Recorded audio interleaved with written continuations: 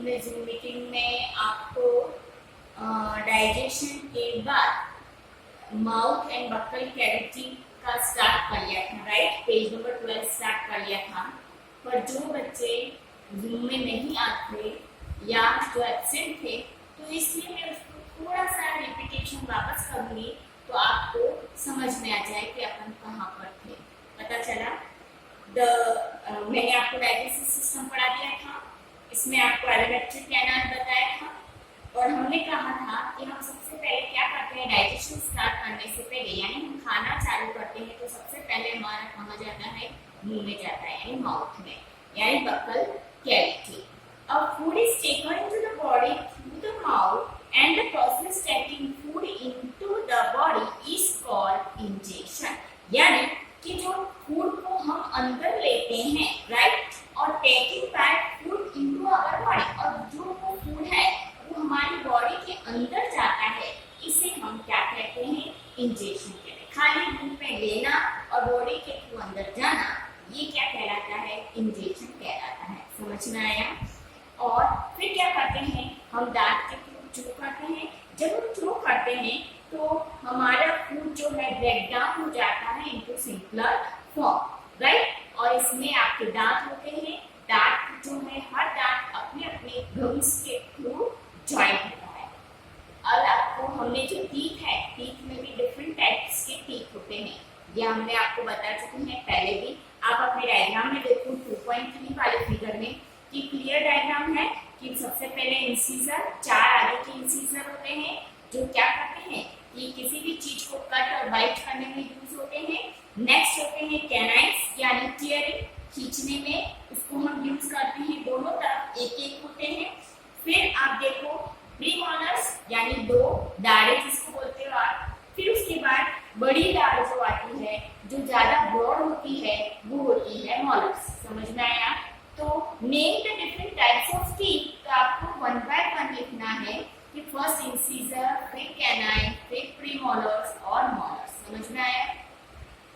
फिर आपको ये भी मैंने बताया था कि दांत 2 टाइप्स के होते हैं। एक तो फर्स्ट सेट, यानी जब आप छोटे होते हैं तो इसे बिल्कुल टीथ कहते हैं, और ये 6 to 8 एज में ये क्या हो जाते हैं, टूट जाते हैं, ये परमानेंट नहीं रहते हैं।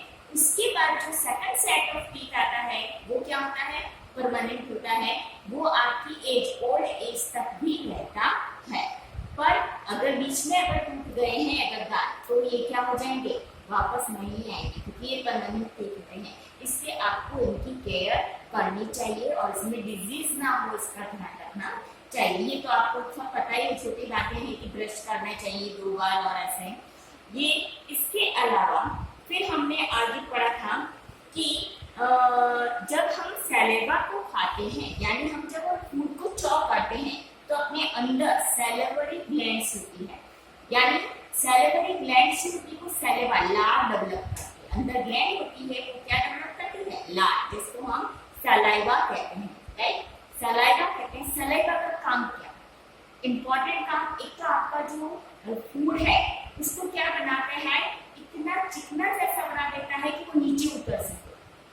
जैसे एकदम अगर उसमें पानी मिला हुआ नहीं होगा तो आपको उसको उतारने में क्या होगा, प्रॉब्लम होगी, राइट। अगर आप इतना सारा एक साथ कवा ले लेते हैं, बड़ा सा टुकड़ा लेके मुंह में डालोगे और चबाओगे, बराबर चलेगा नहीं, उसमें सैलेवा मिक्स नहीं होगा, तो आप उसको गलने जाएंगे यानी नीचे उतारने जाएंगे, तो वो नहीं करता, राइट। तो ये उसको क्या करता है, इससे आपको कहते हैं कि चबा चबा कर खाना चाहिए, क्योंकि उसके अंदर जो लार मिल जाती है, यानी सैलेवा मिल जाता है, वो उसको क्या करता है, नीचे उतारने में हेल्प करता है। दूसरा इम्पोर्टेंट काम क्या करता है कि स्टार्च, जितना भी इसमें स्टार्च होता है उसको शुगर में कन्वर्ट कर देता है। आपने जितना भी फूड मटेरियल खाया है उसके अंदर जो स्टार्च है उसको किसमें कन्वर्ट करेगा, शुगर में। इसलिए आपको कहते हैं कि चबा के खाना चाहिए, यानी उसमें सैलेवा मिक्स हो जाए और आपका जितना भी खाए फूड में स्टार्च जो है वो शुगर में कन्वर्ट हो जाए, राइट। नहीं तो आपकी जो एलिमेंट्री कैनाल से उसको ज्यादा वर्क करना पड़ेगा, राइट। इसलिए आपको इस बात का ध्यान रखना पड़ता है। इसके लिए उन्होंने एक एक्सपेरिमेंट भी बताया था कि हम क्या करते हैं, राइस ले लेते हैं 2 टाइप के। एक तो आप सिंपल राइस आपका बना हुआ नहीं है, यानी या फिर आप क्या करो, बॉइल्ड राइस ले लो, राइट। बॉइल्ड राइस, बना हुआ राइस ले लिया आपने, एक टेस्ट ट्यूब में डाल दिया उसको क्रश करके और पानी डाल दिया उसमें। फिर थोड़ा सा आपने क्या किया कि एक यानी टीस्पून जितना राइस आपने लिया और अपने मुंह में डाल दिया, उसको लार के साथ चबाया, चबाने के बाद उसको बाहर निकाला और वापस उसको टेस्ट ट्यूब में डाल दिया। फिर उसको आपने क्या किया, टेस्ट किया, क्या किया, आयोडीन डाला, राइट। तो जिसमें स्टार्च होगा वो कलर क्या हो जाएगा, चेंज हो जाएगा, यानी कौन सा कलर हो जाएगा, ब्लू ब्लैक। अब आपने क्या किया, एक तो लाल चबा के खाया, यानी मैंने क्या कहा था कि अपने आपकी जो सैलेवा है वो क्या करती है, स्टार्च को क्या कर देती है, शुगर में कन्वर्ट करती है। इससे आपने उसको चबा के खा लिया है, यानी आपका जो स्टार्च है उसका, आपका स्टार्च किसमें कन्वर्ट हो चुका है, शुगर में। और मैंने जो बॉइल करके डाला था उसमें कोई मैंने चबाया नहीं, इसलिए वो उसमें स्टार्च जितना भी है प्रेजेंट रहेगा। इट मीन्स कि जब मैं 2 और 3 ड्रॉप्स आयोडीन की डालूंगी तो किसमें कलर, बॉइल वाले में क्या होगा, कलर चेंज हो जाएगा। समझ में आया, ये भी मैंने कल पढ़ा दिया था। फिर मैंने आपको ये भी बताया है कि टूथ डिके क्या होता है, यानी दांत खराब क्यों हो जाते हैं, कि जितनी भी हम स्वीट चीजें यानी मिठाई की चीजें खाते हैं तो इसको हमें क्या करना चाहिए, हर समय 2 या 3 बार हमको अच्छी तरह साफ करना चाहिए। क्यों करना चाहिए, क्योंकि उसके अंदर बैक्टीरिया डेवलप हो जाते हैं। बैक्टीरिया आपके मुंह में होते ही हैं, पर जब अगर ये बैक्टीरिया क्या होते हैं कि अगर मुंह में है और आपने क्या किया कि खाने के अंदर रहने के लिए, यानी आपने दांत साफ नहीं किए, चॉकलेट खाते सो गए, तो ये क्या होगा कि जो दांत की जो गेट्स हैं उसके बीच में ये फूड पार्टिकल्स पड़े रहेंगे। बैक्टीरिया उसको खा के इसको एसिड में कन्वर्ट कर देंगे, फूड पार्टिकल को किसमें कन्वर्ट कर देंगे, एसिड में कन्वर्ट कर देंगे। और आपको पता है एसिड क्या करता है, जला देता है, कोई चीज को ठंडे कर देता है। आप जमीन को गिराओ, एसिड वाइट वाइट हो जाएगी जमीन, राइट, खरबचड़ी हो जाएगी। अगर टाइल्स पे गिरेगा तो आपकी दांत पर गिरेगा तो क्या होगा, खराब हो जाएगा, इसलिए मिस डीकिंग यानी गेप हो जाती है, तो आपके दांत सड़ जाते हैं और इससे डिफरेंट डिजीज हो जाती है। इसलिए हमें ध्यान रखना है कि अगर हम कोई भी चॉकलेट, सॉफ्ट ड्रिंक्स कुछ भी खाते हैं तो उससे हमें क्या करना चाहिए कि साफ करना चाहिए। और अगर आप खाते हैं तो उसके बाद आपको पानी पी के और उसको साफ कर देना चाहिए, दांत को साफ कर लेना चाहिए। फिर इसके अलावा भी अगर दांत में कुछ फंसी चीजें रह जाती हैं तो टूथपिक आती है, पर सबसे बेस्ट कि इसके डेंटल फ्लॉसेस आते हैं। ये डेंटल फ्लॉसेस भी मैंने बताया है आपको कि एक तरह का प्लास्टिक की ऐसी रिंग जैसी होती है और बीच में थ्रेड होता है।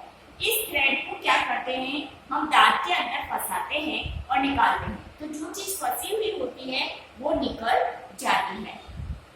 इसलिए आपको कितनी बार ये वन वर्ड में पूछते हैं कि a special strong thread which is moved between 2 teeth and take out the trapped food particles, कि जो फूड पार्टिकल्स ट्रैप यानी 2 दांत के बीच में फंसे हुए हैं तो उसको हमें निकालना है, स्पेशल स्ट्रॉन्ग थ्रेड है, तो उसको हम क्या कहते हैं, तो दैट इज डेंटल फ्लोसिस, इसको कहते हैं। फिर एक मैंने आपको बताया कि हम खाना खाते हैं तो कभी कभी क्या होता है कि एकदम जिसको आप बोलते हैं अंतरास आ जाती है, या आपको लगता है कि हम खाते अटक गए बीच में, ऐसा क्यों हो जाता है। आप कहते हैं ना किसी ने याद किया, नहीं, याद बार नहीं किया। इसमें क्या होता है कि आप जब खाना खाते हैं तो अपने यहाँ पर फूड पार्टिकल्स के लिए फूड पाइप और विंड पार्टिकल्स के लिए विंड पाइप होती है, ये दोनों पास पास में होती है। तो जब आप खाना खाते हैं तो ये बातें करते हुए खा रहे हैं या आपको कफ स्नीजिंग है, राइट, तो आप क्या करते हैं, खाते खाते बिना चबाए निकल जाते हैं। तो ये फूड पार्टिकल्स की पार्ट, कुछ पार्ट फूड पार्टिकल्स की पाइप में नहीं जाकर विंड पाइप में जा रहे होते हैं। तो विंड पाइप में वहां पर क्या होता है, वाल्व होता है जो उसको ब्लॉक कर देता है, यानी वो उसको अंदर आने नहीं देता। तो जब अंदर आने नहीं देता है तो आपको क्या होती है, कफिंग या स्नीजिंग, या आपको खांसी आती है या आपको हिचकी आती है, और आप उसको क्या करते हो, तेज हवा देता है वो उसको थ्रो करता है बाहर की ओर, और आपको वो इसी के थ्रू वो वापस मुंह में आ जाता है, या फूड पार्टिकल्स फूड पाइप में चले जाते हैं। समझ में आया? इतना आपके जो शरीर का मेंटेनेंस है पूरा ध्यान रख के बना हुआ है। तो फूड पार्टिकल्स कभी, क्योंकि आप देखते हो कितने बच्चे जब अपने नाक बंद हो जाता है तो मुंह से सांस लेने लग जाते हैं, राइट। नाक से सांस लेते ऐसा नहीं होता, मुंह से भी सांस लेने लग जाते हैं। ब्रीथिंग क्या करने लग जाते हैं, मुंह से करते हैं। जब आपको स्नीजिंग या नाक बंद है तो क्या होता है कि उस समय वो विंड पाइप में हवा जाती है और आपके लंग्स ब्रीथिंग करते हैं। पर हमें मुंह से सांस नहीं लेनी चाहिए। हम फिफ्थ में भी पढ़ चुके हैं, क्योंकि जितने भी अपने नोज में हेयर्स होते हैं वो क्या करते हैं कि जितने भी डस्ट पार्टिकल्स होते हैं उन सबको स्टॉप कर लेते हैं नाक में ही और प्योर एयर को अंदर जाने देते हैं। और अगर आप माउथ से करेंगे तो उसमें कोई हेयर पार्टिकल्स नहीं है, इससे डायरेक्ट डस्ट पार्टिकल्स अंदर जाएंगे, वो हमारे लंग्स को खराब करेंगे। समझ में आया? और अब हम आते हैं अपने लेक्चर नंबर स्टार्ट करते हैं 3। ये लेक्चर 2 का मैंने आपको रिवीजन बता दिया। अब मेरा स्टार्ट होता है दूसरा लेक्चर 3 स्टार्ट कर लेती हूँ। मैंने पार्ट नंबर 3 यानी आपका इसी लेसन का पार्ट 3 स्टार्ट करती हूँ कि इसमें हमने आपको बताया है कि आपके टेस्ट वर्ड्स होते हैं, ये आपको पता ही है, 5th स्टैंडर्ड में पढ़ चुके हो कि सबसे पहले आप जब टंग देखते हैं तो सबसे पहले क्या होता है कि स्वीट टेस्ट आता है। अगर आपने टंग के भाग में देखा तो सबसे पहले यहाँ पर क्या होता है कि स्वीट टेस्ट आता है। कौन सा टेस्ट? स्वीट टेस्ट आता है। फिर आप देखते हो कि यहाँ पर आता है तो साल्टी टेस्ट आता है, यहाँ पर आता है तो सोर टेस्ट आता है और यहाँ पर आता है तो बीटर टेस्ट आता है। समझ में आया? अब इसमें क्या होता है कि जैसे ही इसके लिए इन्होंने क्या किया कि एक एक्सपेरिमेंट कहा है कि आप अपना सैंपल तैयार करो कि शुगर का एक सॉल्यूशन ले लो, थोड़ा सॉल्ट का सॉल्यूशन ले लो, थोड़ा लेमन जूस ले लो, थोड़ा क्रश नीम की लीफ के पत्ते को क्रश करके उसका पानी बना दो, या बीटर ग्राउंड यानी करेले का पानी बना दो, यानी करेले को क्रश कर दो, उसका लिक्विड बना के रखो। और अब आप क्या करो, किसी के भी एक व्यक्ति को या अपन फ्रेंड को या खुद अपने मुंह पर रखते जाओ, यानी अपनी जिप पर रखते जाओ। जैसे ही आप जिप पर अगर यहाँ पर अपने शुगर सॉल्यूशन रखा तो आप जैसे ही जिप पर रखोगे आप कहोगे ये शुगर सॉल्यूशन है, राइट। सॉल्टी सॉल्यूशन भी आपको जल्दी पता चल जाए, पर सॉल्ट सॉल्यूशन में आपको टाइम लगेगा क्योंकि आप थोड़ा सा नीचे उतारने जाओगे तब पता चलेगा और बीटर आपको लास्ट में पता चलेगा। समझ में आया? इसका एग्जांपल इससे अलावा भी अगर मैं आपको कहूँ कि आप जैसे एक बार स्वीट खाओ, स्वीट खा के आप कह दोगे कि नॉट टेस्टी। अब उसी समय दूसरी बात तो दूसरे को कहो कि तुमको मैं करेला दे, राइट, करेला खाना है, या कड़वी खिरोड़ी आती है, कभी कभी आपकी जो दूधी होती है वो भी कड़वी आती है, राइट। तो उसको अगर हम देखते हैं, या ककड़ी होती है वो भी कड़वी आती है कभी कभी, तो आप क्या करते हो, ककड़ी को देखना, ककड़ी जब आप खाते हो 2 मिनट खा लोगे तब तक नहीं होगी कि कड़वी है, ध्यान रख के देखना, कड़वी नहीं लगेगी, पर जैसे उतारने जाओगे फिर कहोगे नहीं कड़वी है और फिर आपको पिएगा, राइट। क्यों? क्योंकि बीटर टेस्ट जो है वो पीछे की ओर है, इससे हम उसको जब हमारी सैलिवा उसमें नीचे की ओर जाने लगती है तब उसका एहसास होता है। समझ में आया?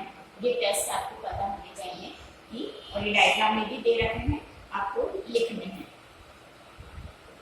अब आप देखते हो कि जब हमको वॉमिटिंग होती है, राइट, तो अपना जो खाना है वो क्या होता है, अपोजिट डायरेक्शन में जाता है, खाना नीचे उतरना चाहिए, पर कहाँ उतरना जाता है, बाहर की ओर। पर ये कब होता है कि कभी कभी आप क्या करते हैं कि कोई भी खराब चीज या बासी चीज या कोई इन्फेक्टेड वस्तु खा लेते हैं तो वो डाइजेस्ट नहीं हो पाती है, बैक्टीरिया वाली चीज होती है वो आपके अंदर डाइजेस्ट नहीं कर पाती है और वो क्या करती है, इसको एक एज अ वॉमिटिंग के रूप में वो क्या करती है, बाहर निकाल देती है। समझ में है? इससे यह अनडाइजेस्ट फूड होता है। और कितनी बार क्या होता है, बहुत सारी चीज एक साथ इनबैलेंस चीज खाते हैं। कैसे कि आपने दही भी खा लिया यानी खट्टी चीज खाई, फिर उसके ऊपर आइसक्रीम भी खा ली, फिर उसके ऊपर मिठाई भी खा ली, मतलब हर चीज आपने खा ली, खट्टी भी खा ली, तीखी भी खा ली, सब चीज खा ली, तो वो क्या होता है, डाइजेशन में प्रॉब्लम होने लगती है। और नीटली डाइजेशन नहीं हो पाता और एज अ वॉमिटिंग के रूप में बाहर निकलता है। समझ में आया इसका बात? अब अपन लेते हैं कि आपको पता है फूड पाइप एंड इसोफेगस। हम swallow food pass into the food pipe और इसोफेगस। swallow यानी जब आप चबा लिया अपने दांत से, अब आप कहाँ ले जाओगे फूड को? नीचे पाइप। फूड पाइप का दूसरा नाम ही है इसोफेगस, राइट? आपको पूछते हैं what is the other name of food pipe? तो दैट इज इसोफेगस। तो इसोफेगस जो है वो आपका खाने को नीचे उतारने का काम करता है, इसका दूसरा कोई काम। पर ये काम कैसे करता है? एज अ मूवमेंट, मोशन, धीरे धीरे ऐसे उतारा। ऐसे नहीं कि आपने खाया उतारो तो फट करके नली जैसे नीचे उतर गया, ऐसे नहीं उतरेगा, मूवमेंट होकर उतरता है। समझ में आई?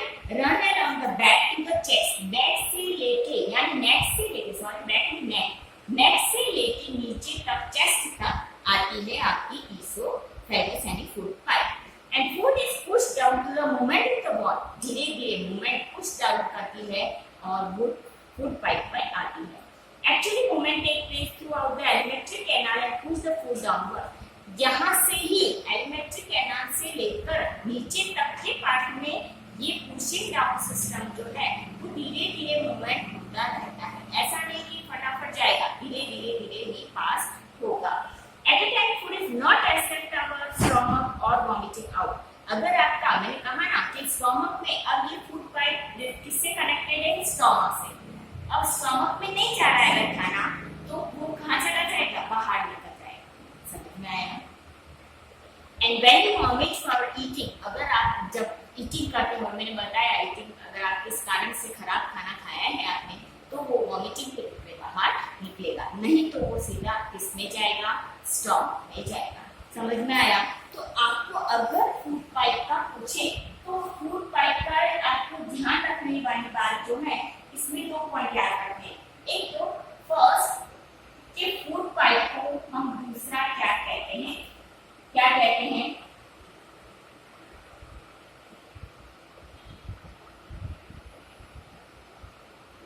इसोफेगस कहते हैं, राइट? और दूसरी बात इसका कि ये क्या करती है कि सोलो फूड जो होता है आपका, सोलो फूड जो होता है पास इनटू स्टमक, बराबर?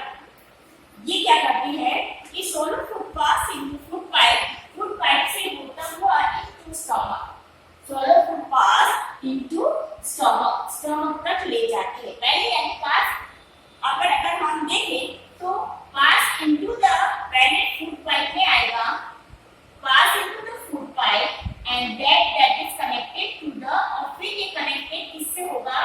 स्टमक से, राइट? स्टमक में ओपनिंग होगी इसकी, राइट? अब क्या है दूसरी बात, आप देखो इसका डायग्राम भी आपको बताया हुआ है कि फूड, जैसे कि फूड का जो ये डायग्राम बताया है कि फूड पाइप है, फूड आपका इसोफेगस में आया, इसोफेगस से सीधा कहाँ आया? स्टमक में आया। समझ में आया? यहाँ काम क्या है? सिर्फ यहाँ से यहाँ तक नीचे लाने का, सॉलो फूड को नीचे लाने का काम है इसोफेगस का। समझ में आया? हाँ, नेक्स्ट आ जाओ स्टमक पर। Stomach is a thick wall bag. It is shaped like a flatted J and it is a widest part of alimentary canal. समझ में आया? Widest part, सबसे बड़ा पार्ट है alimentary canal का, सबसे widest, wide इतने चौड़ा, चौड़ाई जिसको कहते हैं ना, वाइड, चौड़ा जिसको बोलते हैं। तो ये वाला भाग widest part जो है आपका वो है स्टमक। एंड आपको पूछते हैं widest part of the alimentary canal, तो आपको लिखना है stomach, which shape? J shape. कहाँ कैसा होता है? It is thick wall bag like structure in the stomach, stomach is the thick bag like structure and it receive food from food pipe at the one and. कहाँ से लेता है? Food pipe से। Food pipe से कहाँ ले लेता है? स्टमक में आ जाता है and open into small intestine at the end। दूसरे एंड से वो किससे जुड़ी हुई है? स्मॉल इंटेस्टाइन से। समझ में आया? आपको डायग्राम याद है कि मैंने आपको कहा था कि डाइजेस्टिव सिस्टम का डायग्राम बनाना है। अगर आपको याद हो तो मैं आपको एक शॉर्ट में डायग्राम बताऊं कि आपके माउथ से, राइट, ये आपका माउथ, ये माउथ का पार्ट ले रही है, राइट, यहां से आपका इसोफेगस आएगा। अब ये इसोफेगस से आपका जो पार्ट बनेगा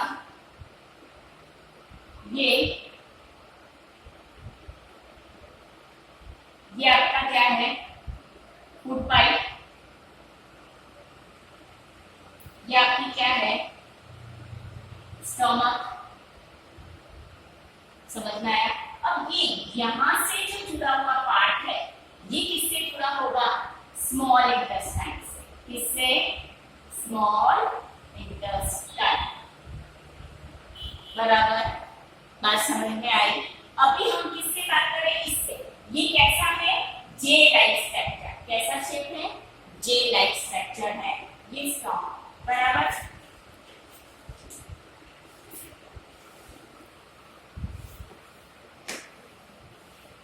अब आप देखो कि ओपन जो होता है वो स्मॉल स्ट्रक्चर में आता है, open into small intestine at the other. आपको कितनी बार ऐसा पूछते हैं कि stomach is open into the dash at the other and, तो आपको अदर एंड के लिए इसका मतलब स्मॉल इंटेस्टाइन लिखना है। और ये पूछे कि स्टमक का जो पार्ट है, ये पूछे कि receive food from food pipe at the stomach, right? फिर at the inner lining of stomach is secrete mucus। अब ये जो हम कह रहे स्टमक है, इस स्टमक में ये जे शेप स्ट्रक्चर है और इसके अंदर यहाँ की दीवारों में जो है वो म्यूकस होता है। क्या होता है? Mucus, right? And mucus protect the lining of stomach. अब ये म्यूकस का काम क्या है? ये म्यूकस जो होता है, म्यूकस का काम क्या होता है? यहाँ पर जो ये प्रोटेक्ट करता है, इस लाइनिंग को क्या करता है? प्रोटेक्ट करता है, यानी स्टमक की दीवार को प्रोटेक्ट करता है।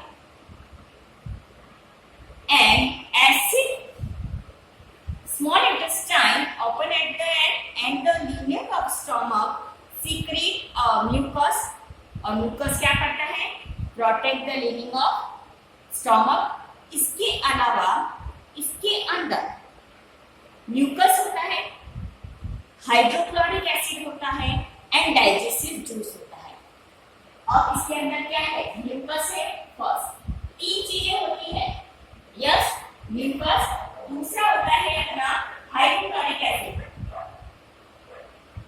Hydrochloric acid. और फिर एक होता है जूस, जिसको हम बोलते हैं डाइजेस्टिव, राइट, डाइजेस्टिव जूसेस। बराबर। अब म्यूकस का काम मैंने बताया कि इसको प्रोटेक्ट करना है, राइट? अब एसिड क्या है? इसमें एसिड का क्या काम? Acid killed many bacteria. Acid क्या होता है? आपने जो खाना खाया उसके अंदर अगर कोई बैक्टीरिया आया तो उसको वो क्या करेगा? किल कर देगा।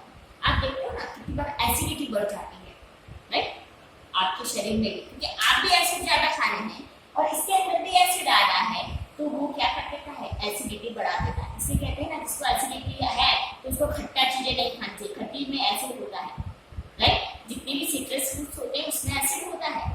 तो हमें एसिडिक, जो एसिडिक है यानी जिसके शरीर में एसिड डेवलप होता है ज्यादा, तो उनको एसिडिक चीजें खानी नहीं चाहिए। और अगर आप एसिडिक खाते हैं तो हम क्या करते हैं कि अगर हम एसिड खाते हैं तो हम एंटी एसिड टैबलेट्स लेते हैं, जिससे हमको क्या हो जाता है कि बच जाते हैं, एसिडिटी से बच जाते हैं। समझ में आया?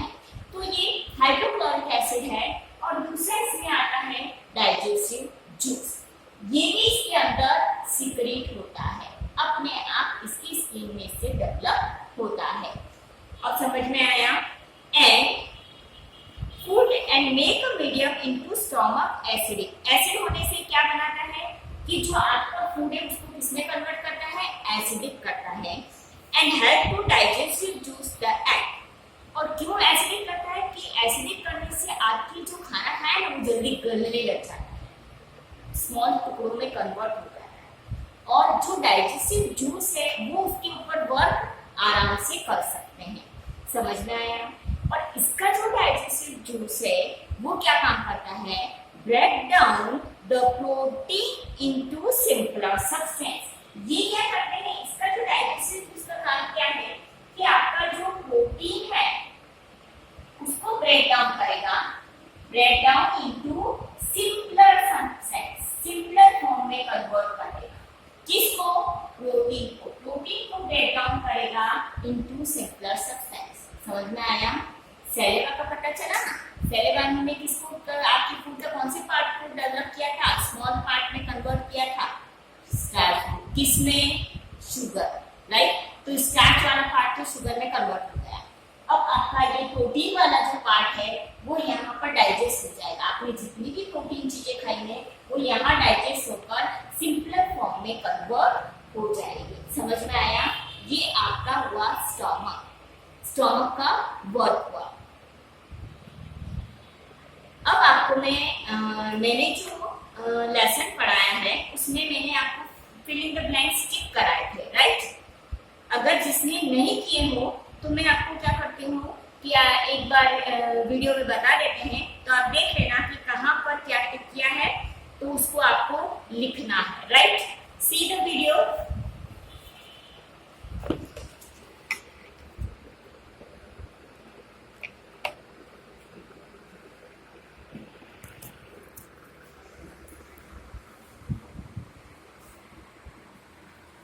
जहाँ पे मैंने अपन पहले बनाते थे कि किस तरह बॉक्स बना के लिखते थे फिल इन द ब्लैंक्स, वैसे आपको लिखने हैं, राइट। आंसर कहाँ से कहाँ तक लिखना है वो आपको पूरा ध्यान से लिखना है। इसमें नेम लिखना है आपको डिफरेंट टाइप्स ऑफ टीथ के,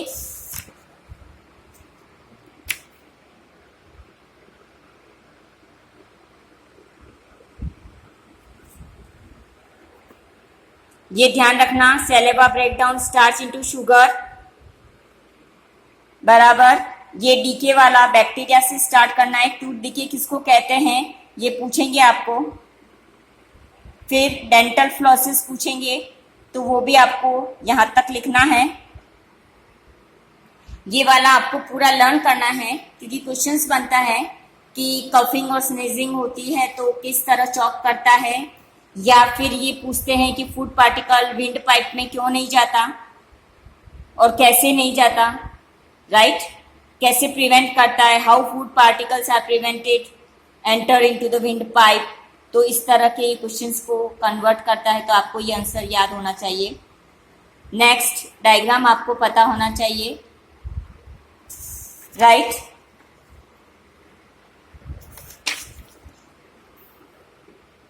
नेक्स्ट स्टोमक में आपको मैंने जो टिक कराया है द स्टोमक से स्टार्ट करके कैनाल तक, वाइडेस्ट पार्ट को टिक करना है, जे को टिक करना है। फिर open into small intestine at the other end, और the inner part lining stomach secrete dash dash dash. फिर mucus protect the dash and acid kill the many bacteria to food make medium stomach acidic, acidic को tick करना है। और digestive juice जो convert करता है break down dash into simpler substance, तो protein. Okay, इतना आपको कंप्लीट करना भी है और लर्न भी करना है।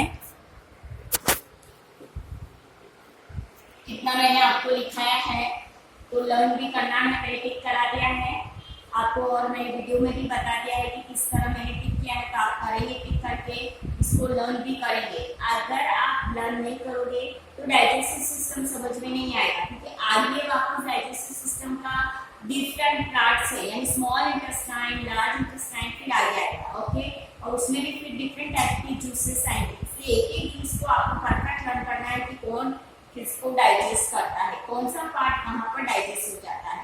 Okay, see you.